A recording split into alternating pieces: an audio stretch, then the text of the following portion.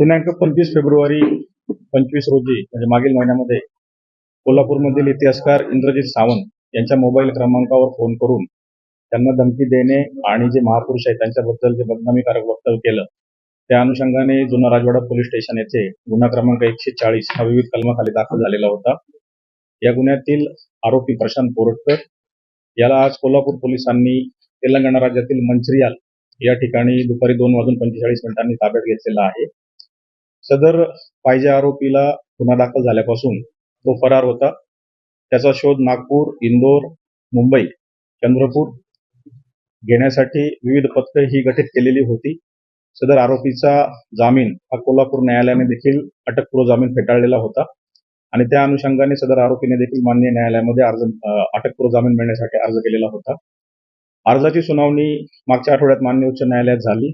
त्यामध्ये कुठलाही दिलासा देण्यास न्यायालयाने त्याला नकार दिलेला होता. आज देखील त्याची सुनावणी होती, परंतु सुनावणी 4:30 वाजता होती. त्यापूर्वीच कोल्हापूर पोलिसांनी त्याला ताब्यात घेतलेला आहे. त्यामुळे सदर जो अटकपूर्व जामिनाचा अर्ज आहे तो माननीय न्यायालयाने डिस्पोज ऑफ केलेला आहे. दुपारी 2:45 वाजता स्थानिक पोलीस स्टेशन या ठिकाणी माहिती देऊन कोल्हापूर पोलिसांचं पथक आता या आरोपीला घेऊन कोल्हापूरकडे रवाना झालेलं आहे. साधारण 12-13 तास कोल्हापूरला येण्यासाठी बाय रोड लागतात. रात्री उशिरा या आरोपीला कोल्हापूर येथे आणल्यानंतर पुढील जी कायदेशीर प्रक्रिया आहे ती पार पाडून उद्या माननीय न्यायालयामध्ये हजर केलं जाईल. तर तेलंगणामध्ये असल्याची इन्फॉर्मेशन कशा पद्धतीने मिळाली, कसं वाटतं? बऱ्याच अँगलने तपास कोल्हापूर पोलीस दल करत होतं. त्यामध्ये राजवाडा पोलीस स्टेशनचे देखील 2 पथकं होती. स्थानिक गुन्हे शाखेची देखील पथकं गठीत केलेली होती. जी माहिती, बरीचशी माहिती ही आम्हाला प्रसार माध्यमांमधून देखील मिळत होती. मध्ये काही दिवसापूर्वी बातमी आली होती की तो चंद्रपूर येथे वास्तव्यास होता. त्या ठिकाणी जाऊन देखील चौकशी ही राजवाडा पोलीस स्टेशनच्या पथकाने केलेली होती. काही टोल नाक्यावरचे फुटेजेस चेक केलेले होते. काही वाहनं होती. एका सीसीटीव्ही फुटेजमध्ये एका वाहनामध्ये जाताना तो आढळला आणि त्यानंतर मग पुढील पथक ही तेलंगणाकडे रवाना करण्यात आली. तो फरार असताना कुठल्या वाहनांचा वापर करत होता आणि लोकेशन चेक? आता ही सर्व बाब आरोपीला आज इथं आणल्यानंतर उद्या न्यायालयामध्ये त्याला जेव्हा प्रोड्यूस केलं जाईल आणि त्यामध्ये त्याची पोलीस कोठडी घेतली जाईल, तर मागील 1 महिन्यामध्ये हा गुन्हा घडल्यापासून कुठे कुठे आरोपीने वास्तव्य केलेलं आहे, कोणत्या कोणत्या वाहनांचा वापर केलेला आहे, तो सर्व तपास केला जाईल. कोणी या सगळ्या महिन्याभराच्या काळामध्ये त्याला आश्रय दिला, त्यांच्यावर देखील आता कारवाई तो तपासाचा भाग आहे. तेच मी आता सांगितलं की त्या सर्व गोष्टी तपासल्या जातील आणि त्याच्यावर कायदेशीर कारवाई केली जाईल. हे सर्व गोष्टी आता ज्या आहेत त्या तपासाचा भाग आहे. कारण त्याला अटक झालेली नाही, त्याला ताब्यात घेतलेलं आहे आणि पोलिसांनी ताब्यात घेतल्यानंतर 24 तासाच्या आत माननीय न्यायालयात हजर करावं लागतं. सध्या टीम आता त्याला घेऊन निघालेली आहे. साधारण 12-13 तास प्रवास करून पोहोचेल रात्री.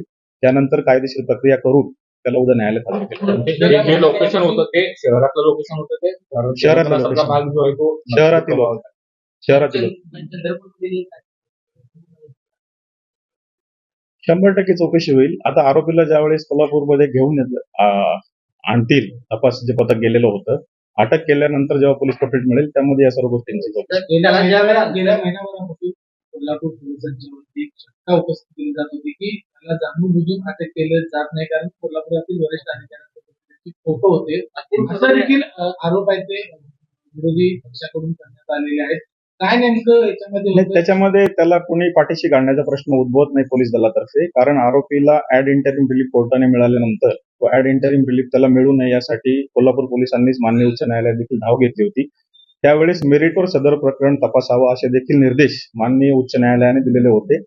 त्याचबरोबर फिर्यादींचे वकील असतील, त्याचबरोबर आपले जे प्रमुख जिल्हा सरकारी वकील आहेत त्यांनी देखील युक्तिवाद हा अटकपूर्व जामीन फेटाळला जावा यासाठी माननीय न्यायालयात केला होता आणि त्याचीच परिणती होती की जो सत्र न्यायालयामध्ये त्याला जो रिलीफ मिळालेला होता तो रिलीफ नंतर काढून घेण्यात आला आणि अटकपूर्व जामीन देखील फेटाळला गेला. गुन्हा दाखल झाल्यानंतर आठवडाभरानंतर त्यानं आपला मोबाईल जमा केला.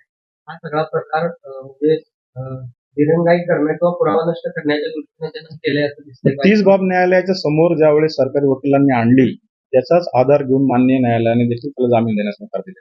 कोल्हापूर आणि नागपूर किंवा चंद्रपूर हे अंतर खूप प्रचंड आहे. काय अडचणी येत होत्या या महिनाभरामध्ये?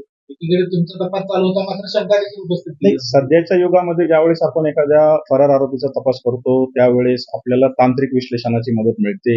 जसं काही आपण कोणी मोबाईल वापरत असेल, इंटरनेटचा वापर करत असेल, परंतु जर आरोपी मोबाईल वापरत नसेल किंवा इंटरनेटचा वापर करत नसेल तर त्या तांत्रिक तपासावर मर्यादा येतात. त्यामुळे जे माहितगार लोक असतात किंवा जी माहिती काढली जाते तपास पथकांकडून त्याला वेळ लागतो, पण त्याला रिझल्ट मिळतो. अंतिम आंतरिक जामीन त्याला ज्यावेळी मंजूर केला गेला तेव्हा शंका उपस्थित केल्या गेल्यानंतर तो अंतरिम जामीन त्याला देत असताना तुम्हाला किंवा सरकारी पक्षाला याचा विचार म्हणणं घेतलं गेलं नव्हतं का काय नक्की त्यावेळी माननीय न्यायालयामध्ये ज्यावेळेस आरोपीने अटकपूर्व जामिनासाठी अर्ज केला होता त्यावेळेस तो अर्ज दाखल केल्यानंतर न्यायालयाने त्यांना ऍड इंटरिम रिलीफ दिलेला होता आणि अटकपूर्व जामिनावर सुनावणी ठेवली होती. त्यावेळेस पोलिसांचं म्हणणं ऐकण्याची तजवीज ठेवली होती, परंतु त्याला विरोध म्हणून आम्ही हायकोर्टमध्ये अपील केलेलं होतं आणि मग माननीय न्यायालयाने उच्च न्यायालयाने देखील कोर्टाला निर्देश दिले होते की आपण मेरिटवर या केसचा निर्णय घ्यावा. अंतरिम जामिनासाठी अर्ज केला याची कल्पना पोलीस असेल किंवा सरकारी पक्षाला दिली नव्हती का? कल्पना ही कोर्टाकडून दिली जाते. ऍड इंटरिम रिलीफ मंजूर करताना अटकपूर्व जामिनाची सुनावणीची तारीख ही न्यायालय कळवतं आणि पोलिसांचं देखील म्हणणं मागवतं. तर खरं तर या- एक महिना चकवा देत असताना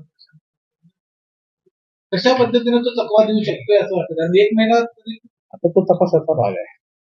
सर या सगळ्या गोष्टीवरती तुम्ही एका बाजूला तपास करत असताना दुसऱ्या बाजूला मुख्यमंत्री गृह खात्याचे प्रमुख म्हणून सांगत होते की कुठेही लपला तरी त्याला मुख्यमंत्र्यांचं मॉनिटरिंग सुरू होतं का? आता ज्यावेळी पहिला तुम्ही सांगितलं की अटक केली त्यावेळीची रिएक्शन नाही, मुख्यमंत्र्यांचे पहिल्या दिवसापासूनच आदेश आहे की महापुरुषांची बदनामी करणाऱ्या व्यक्तीला कोणीही पाठीशी घालू नये आणि शासन असेल किंवा प्रशासन असेल ते देखील पाठीशी घालणार नाही.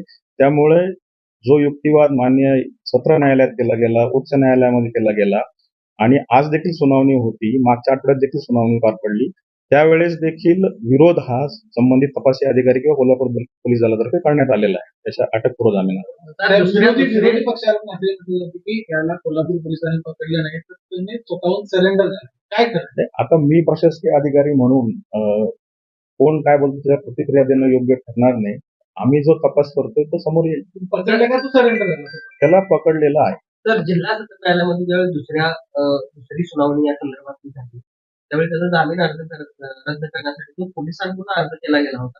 तो कायद्याच्या तरतुदीत नसलेला किंवा तो कालबाह्य असलेला अर्ज तो दाखल केला गेला होता. न्यायालयाने अटकपूर्व जामीन न्यायालयाने नामंजूर कसं केलं? सांगितलं अर्ज नामंजूर कसं केला कोर्टाने त्याचा अटकपूर्व? त्याला आता ताब्यात घेतलं त्यावेळेला कोणत्या परिस्थितीत होता तो होता त्या एरियात मंचरियाल रेल्वे स्टेशन जवळील परिसरामध्ये त्याला ताब्यात घेण्यात आलेलं आहे. त्यानंतर मंचरियाल मधील पोलीस स्टेशनला त्या बाबतीची नोंद घेऊन त्याच्या कुटुंबियांना माहिती देण्यात आलेली आहे आणि पथक रवाना झालेलं आहे, कारण 24 तासामध्ये त्याला न्यायालयात हजर करणं आवश्यक आहे. तर आपल्याकडे जे मोबाईल सबमिट करण्यात आला होता, डेटा डिलीट करण्यात आला होता, तो डेटा रिकव्हर करण्यामध्ये तो डेटा जो मोबाईल त्यांनी नागपूर पोलिसांकडे पत्नी करवी सबमिट केला होता तो नागपूर पोलिसांनी नंतर राजवाडा पोलीस स्टेशनला हँडओव्हर केलेला आहे. तो मोबाईल आता फॉरेन्सिक लॅबकडे तात्काळ पाठवण्यात आलेला आहे. आता त्याचा अहवाल अप्राप्त आहे. तो अहवाल आल्यानंतर सगळ्या गोष्टी क्लिअर होतील. नागपूर पोलिसांचं देखील लक्ष त्याच्यावर या सगळ्या काळामध्ये होतं. नक्कीच. तो पसार होणं नागपूर पोलिसांनी देखील ज्यावेळेस पथक नागपुरात गेलेलं आहे कोल्हापूर पोलिसांचं त्यावेळेस संपूर्ण सहकार्य केलेलं आहे आणि त्यांची मदत झालेली आहे.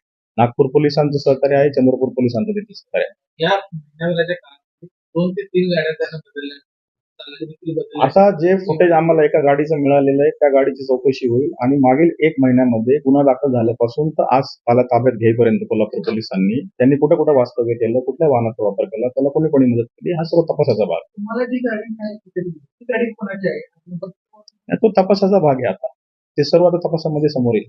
तर तुम्ही लुकआउट सर्क्युलर जारी केलं होतं जामीन अर्जावरती सुद्धा सगळ्या दरम्यानच्या या हालचाली गतिमान